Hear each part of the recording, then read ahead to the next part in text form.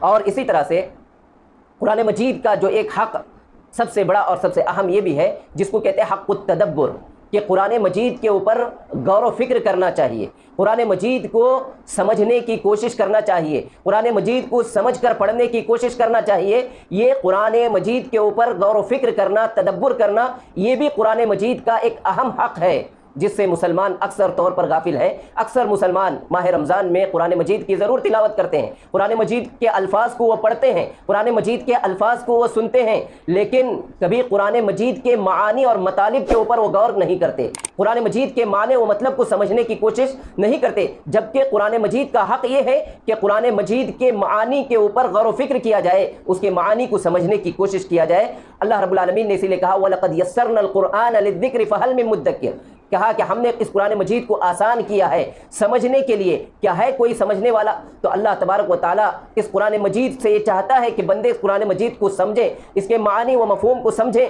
اس لیے اللہ تعالیٰ نے اس قرآن کو آسان بنایا۔ امام ابن کثیر رحمۃ اللہ علیہ فرماتے ہیں کہ اس قرآن کو اللہ تعالیٰ نے اس کے الفاظ کو بھی آسان بنایا ہے، اس کے معانی کو بھی آسان بنایا ہے، اس کا مطلب واضح طور پر اللہ تعالیٰ نے بیان فرمایا ہے۔ اللہ رب العالمین کی جہاں یہ آیتیں محکم ہیں، وہیں اللہ رب العالمین کی جانب سے ان آیات کی تفصیل بھی بیان کی گئی ہے، ان آیات کی تفسیر بھی لوگوں کے سامنے واضح کر دی گئی ہے تاکہ لوگ قرآن مجید کو سمجھیں، قرآن مجید کے اوپر عمل کریں۔ لیکن جو کوئی قرآن مجید کے اوپر تدبر نہیں کرتا ہے، اللہ تبارک و تعالیٰ نے توبیخ بھی کی، اللہ تبارک و تعالیٰ نے ڈانٹ ڈپٹ بھی کیا کہ جو قرآن کو سمجھنے کی کوشش نہیں کرتے ہیں۔ افلا یتدبرون القرآن ام علی قلوبہم اقفالها، اللہ تعالیٰ نے کہا کہ کیا ہو گیا ہے، یہ قرآن مجید کے اوپر غور و فکر نہیں کرتے، کیا ان کے دلوں کے اوپر ٹالے پڑے ہوئے ہیں؟ کیا ان کے دلوں پر ٹالے لگے ہوئے ہیں؟ قرآن مجید کی بات ان کے دل میں کیوں نہیں اترتی ہے؟ کیوں قرآن مجید میں غور و فکر کرنے کی کوشش نہیں کرتے؟ جبکہ سلف صالحین کا طریقہ یہ تھا، سلف صالحین کا منہج یہ تھا کہ قرآن مجید کو وہ تدبر کے ساتھ آگے بڑھنے کی کوشش کرتے تھے،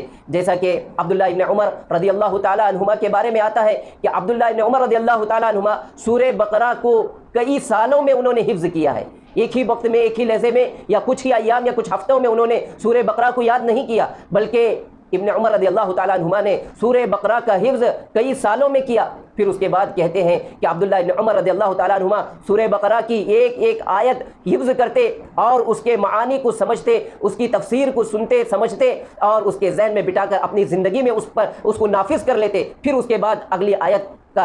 کی شروعات کرتے۔ تو اس طرح سے صحابہ اور سلف کے نزدیک یہ منہج تھا کہ قرآن مجید کو وہ غور و فکر کے ساتھ، تدبر کے ساتھ قرآن مجید کو پڑھتے تھے، قرآن مجید کو یاد کیا کرتے تھے۔ لہذا امت کے لیے بھی یہ ضروری ہے کہ قرآن مجید کے اوپر غور و فکر کریں، تدبر کریں اور اس کے تدبر کے ساتھ تلاوت کریں اور اس کو حفظ کریں، یہ بہت ہی اہم اور ضروری ہے۔ اور اسی طرح سے قرآن مجید کے حقوق میں سے ایک حق یہ بھی ہے کہ حق العمل جس کو کہتے ہیں حق العمل، یعنی قرآن مجید کا حق یہ ہے کہ قرآن مجید کے احکام کے اوپر عمل کیا جائے، قرآن مجید کے احکام کے اوپر عمل کیا جائے، یہ ضروری ہے۔ جس طرح کے صحابہ اکرام کا منہج، ان کا طور طریقہ یہ تھا کہ قرآن مجید کو وہ اچھی طرح سے یاد بھی کرتے، اچھی طرح سے سمجھتے بھی، اور اسی طرح اس کے اوپر اسی طرح سے عمل پیرا بھی ہوتے تھے۔ قرآن مجید ان کے دلوں کے اندر راسخ ہو چکا تھا، جیسا کہ حضرت عمر رضی اللہ تعالیٰ عنہ کے متعلق آتا ہے کہ جب اللہ رب العالمین نے یہ آیت اتاری انما الخمر والمیسر والانصاب والازلام رجس من عمل الشیطان فاجتنبوه لعلکم تفلحون، اللہ تعالیٰ نے کہا کہ اس سے اجتناب کرو۔ تو حضرت عمر رضی اللہ تعالیٰ عنہ ان کے کلمات یہ ہیں، وہ کہتے ہیں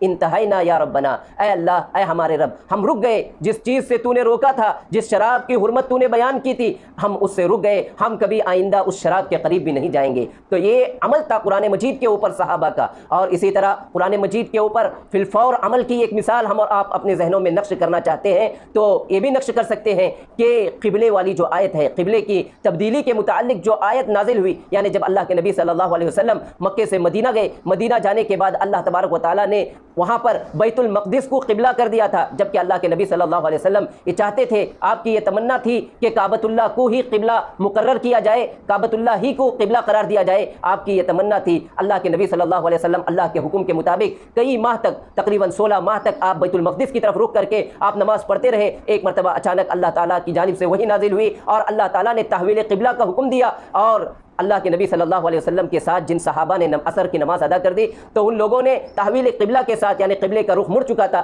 کعبۃ اللہ کی طرف چہرہ کر کے انہوں نے نماز ادا کی۔ پھر اس کے بعد جب وہ صحابہ نبی کے ساتھ نماز پڑھ کے فارغ ہو کے دوسرے محلے میں گئے جہاں پر ابھی نماز چل رہی تھی، تو انہوں نے کہا کہ اللہ کی قسم ہم نے اللہ کے نبی کے ساتھ ابھی نماز پڑھی ہے اور تحویل قبلہ کا حکم آ چکا ہے، کعبۃ اللہ کی طرف رخ کر کے نماز پڑھنے کا ہمیں حکم دیا گیا ہے۔ تو صحابہ نے انتظار نہیں کیا، نہیں کہا کہ عصر کی نماز ہونے دو، مغرب کی نماز سے ہم پھر تحویل قبلہ کر لیں گے، لیکن قرآن کے اوپر صحابہ کا عمل دیکھے کہ جس طرح جب بھی انہوں نے سن لیا، جیسے ہی سن لیا تو فوراً نماز ہی کی حالت میں اپنے رخ کو موڑ دیا، اپنے بیت المقدس سے ہٹا کر اپنے چہرے کو کعبۃ اللہ کی طرف بنا دیا۔ تو یہ صحابہ کا قرآن مجید کے اوپر عمل تھا۔ تو معلوم یہ ہوا کہ قرآن کا جو ایک حق یہ بھی ہے کہ قرآن کے اوپر عمل کیا جائے، لیکن آج مسلمان قرآن مجید کے حقوق سے غافل ہیں، مسلمان قرآن مجید کے حقوق سے غافل ہے، صرف اتنا جانتے ہیں کہ قرآن مجید کے الفاظ کی وہ تلاوت کرتے ہیں، قرآن مجید کے الفاظ کو خوش الہانی کے ساتھ پڑھنا ہی اس کو سب کچھ سمجھتے ہیں، اور قرآن مجید کو تراویح میں قیام اللیل میں سننا یہی اصل سمجھتے ہیں، جبکہ یہ چیزیں بھی ضروری ہیں، اور اس کے علاوہ جو قرآن مجید کے اصل حقوق ہیں ہم کبھی ان کو نظر انداز نہیں کر سکتے، ورنہ پھر ہماری حالت اللہ رب العالمین نے فرمایا وقال الرسول یا ربی ان قوم اتخذوا هذا القرآن مہجورا۔ جب ہم قرآن کے صرف الفاظ تک محدود رہیں گے اور قرآن کے معانی و مطالب کے اوپر غور نہیں کریں گے، قرآن کے اوپر قرآن کے احکام پر عمل کرنے کی کوشش نہیں کریں گے، قرآن کو حاکم نہیں سمجھیں گے، تب تو پھر ہم قرآن مجید کو ظاہری الفاظ کو ہم نے یہ کیا، لیکن قرآن مجید کا جو حقیقی مقصد ہے ہم نے اس کو فوت کر لیا ہے، جبکہ اس قرآن مجید کی تعظیم بھی ایک اہم حق ہے۔ قرآن مجید کی تعظیم اور اس کی عظمت کیا ہے، یہ بھی قرآن مجید کی ایک اہم چیز ہے، اس کو بھی جاننا ضروری ہے، اس لیے کہ اللہ رب العالمین نے قرآن مجید کی تعظیم کے تعلق سے یہ بیان فرمایا وَإِذَا قُرِئَ الْقُرْآنُ فَاسْتَمِعُوا لَهُ وَأَنصِتُوا لَعَلَّكُمْ تُرْحَمُونَ۔ اللہ تعالیٰ نے کہا جب قرآن کریم کی تلاوت کی جائے، قرآن مجید پڑھا جائے تو اس کی تعظیم بھی ایک حق ہے کہ، اور تعظیم کس طور پر کریں گے؟ قرآن مجید کی تعظیم اس طور پر کریں گے کہ فَاسْتَمِعُوا لَهُ، قرآن کو بہت ہی غور کے ساتھ آپ سنیں گے، وَأَنصِتُوا، اور خاموشی کا مظاہرہ کریں گے، لَعَلَّكُمْ تُرْحَمُونَ، شاید کہ اللہ تعالیٰ تم پر رحم کرے، امید کہ اللہ تعالیٰ تمہارے اوپر رحم کرے۔ تو قرآن کی تعظیم اس طور پر بھی کرنا چاہیے کہ قرآن کے جو مصحف ہیں، قرآن مجید جو مصاحف کی شکل میں ہے، ان قرآن مجید کے مصاحف کی عزت اور ان کی تکریم بھی یہ بھی ضروری ہے۔ اکرمہ بن ابی جہل کے متعلق آتا ہے کہ قرآن مجید کا جو مصحف ان کے پاس ہوتا تھا اس کو وہ اپنے چہرے سے لگاتے تھے اور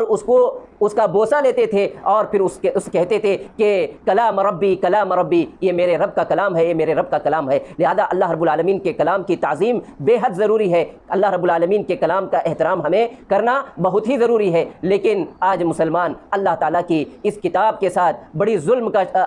اس کتاب کے ساتھ بہت بڑا ظلم یہ کر رہے ہیں کہ آج مساجد کے اندر قرآن مجید جیسی مقدس کتاب اللہ تعالیٰ کا کلام رہتے ہوئے اس کتاب کے بجائے کسی اور کتاب انسانی لکھی ہوئے اشخاص کی کتابوں کو مساجد میں رکھا جاتا ہے اور اس کو پڑھا جاتا ہے اور اس کو پڑھنا عبادت سمجھا جاتا ہے، اس کے حلقے میں بیٹھنا عبادت تصور کیا جاتا ہے، جبکہ یہ فطرت اور یہ خاصیت بنو اسرائیل کی تھی۔ اللہ کے نبی صلی اللہ علیہ وسلم نے فرمایا ان بنی اسرائیل کتبوا کتابا واتبعوه وتركوا التوراۃ، اللہ تعالیٰ نے یہودیوں کو، اللہ تعالیٰ نے بنو اسرائیل کو جو مذہبی کتاب کے طور پر جو کتاب دی تھی، وہ تورات کو اللہ تعالیٰ نے انہیں مذہبی کتاب بنا کر دیا تھا، لیکن بہت بڑا ظلم انہوں نے اس کتاب کے ساتھ یہ کیا کہ اپنی جانب سے بہت ساری کتابیں لکھتے گئے۔ ان بنی اسرائیل کتبوا کتابا، ایک کتاب انہوں نے اپنے ہاتھوں سے لکھ دی، واتبعوه، اور اس کتاب کو فالو کرنے لگے، اسی کتاب کی اتباع کرنے لگے، اسی کتاب کی پیروی کرنے لگے، وترکوا التوراۃ، اور اللہ تعالیٰ نے جو تورات ان کے لیے اتاری تھی، تورات کو انہوں نے پس پشت ڈال دیا، تورات کو انہوں نے چھوڑ دیا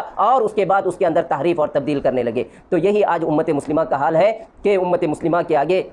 اللہ رب العالمین کی یہ کتاب قرآن مجید اپنے اصلیت کے ساتھ موجود ہے، اس کے اندر کسی طرح کی ایک نقطے کی بھی کمی بیشی نہیں ہوئی ہے، اس کے معانی اور مفاہیم بھی آج تک محفوظ ہیں، اللہ رب العالمین نے اس کی حفاظت کی ہے۔ لہذا امت مسلمہ کے لیے یہ ضروری ہے کہ قرآن مجید کے جو حقوق ہیں ان کو سمجھیں، قرآن مجید پر ایمان لانا، قرآن مجید کی تلاوت کرنا، قرآن مجید کو حفظ کرنا، قرآن مجید کی تعلیم اور تعلم، اور اسی طرح قرآن مجید کی تعظیم اور جتنے حقوق ہیں ان سارے حقوق کو مسلمان بجا لانا چاہیے۔ اللہ رب العالمین سے دعا ہے اللہ رب العالمین ہم تمام کو قرآن مجید